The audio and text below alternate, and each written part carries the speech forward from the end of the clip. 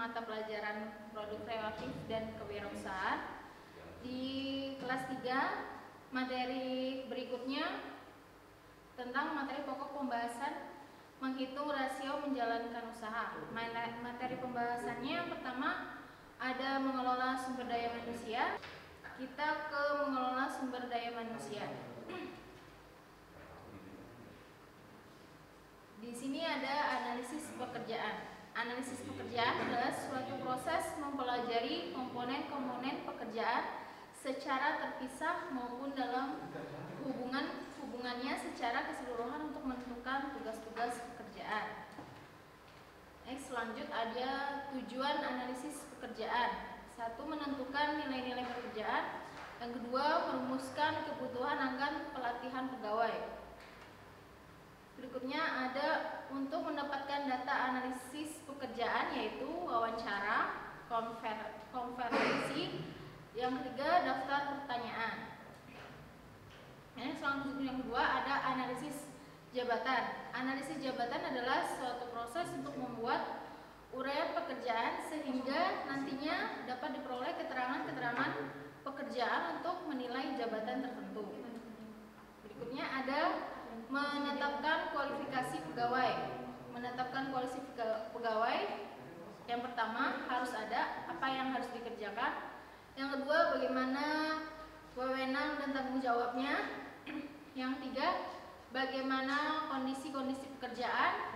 Yang keempat, alat-alat apa yang diperlukan untuk menyelesaikan pekerjaan. Yang kelima, bagaimana latar belakang pendidikan dan latihannya. Berikutnya, berapa besarnya upah atau gaji. Berikutnya, bagaimana lamanya jam kerja dan pengelolaannya. Next, ada berikutnya adalah fungsi jabatan. Fungsi jabatan yang pertama adalah memberikan gambaran umum tentang unsur jabatan seorang pegawai. Yang kedua ada mencatat syarat-syarat perorangan yang penting untuk masing-masing jabatan. Yang ketiga ada mencatat tanggung jawab orang yang memegang jabatan. Yang terakhir ada mencatat beberapa kondisi kerja pegawai yang bersangkutan. Next, ada keterangan-keterangan tipe pegawai untuk sebuah jabatan. Pertama ada jenis kelamin pegawai. Kedua ada keadaan fisik pegawai. Yang ketiga ada emosi pegawai. Yang keempat ada mental pegawai.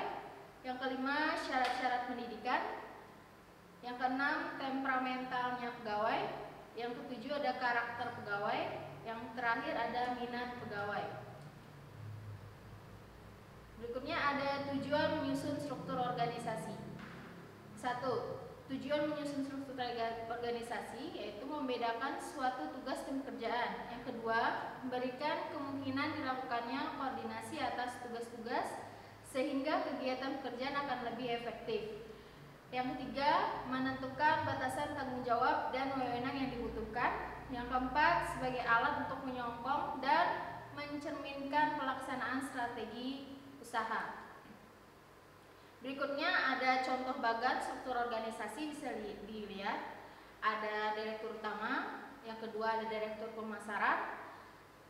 Di bawahnya ada manajer advertensi atau promosi. Di sampingnya ada manajer penjualan, sampingnya lagi ada manajer penelitian. Berikutnya ada menetapkan orang-orang sesuai jabatan dalam organisasi.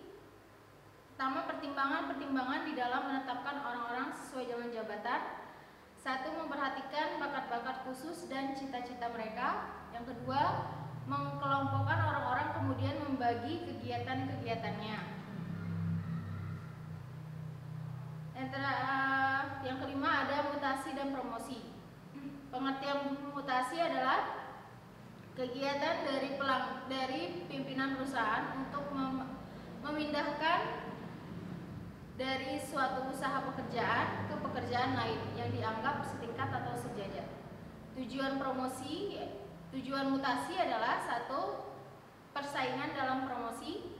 Yang kedua, mengusahakan orang atau tempat pada tempat yang tepat. Yang ketiga, meningkatkan kerjasama kelompok. Yang keempat, meningkatkan semangat dan kegairahan kerja. Yang kelima, menciptakan persaingan sehat. Yang keenam, mengurangi labor, turnover atau keluar masuknya karyawan.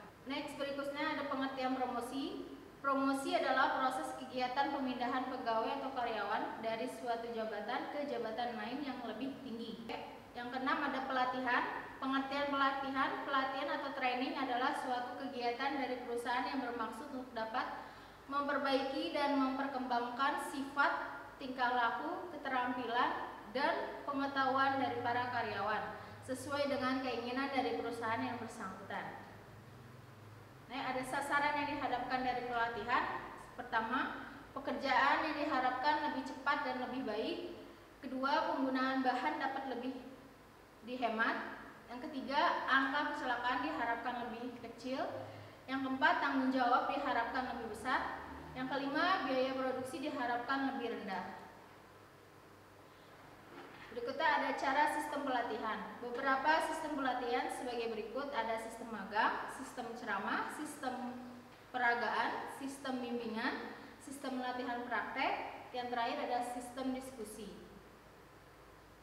Yang ketujuh, semangat dan kegairahan kerja. Semangat kerja adalah melakukan kegiatan secara lebih giat, sedangkan kegairahan kerja adalah kesenangan yang mendalam terhadap pekerjaan.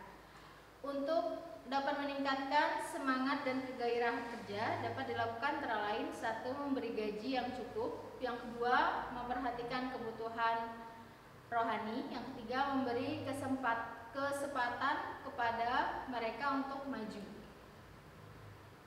Ada tugas dari Ibu, bisa dilihat di sebelah kanan Ibu, bisa dikirim lewat via email atau via WhatsApp. Terima kasih untuk sementara materi ini. Assalamualaikum warahmatullahi wabarakatuh.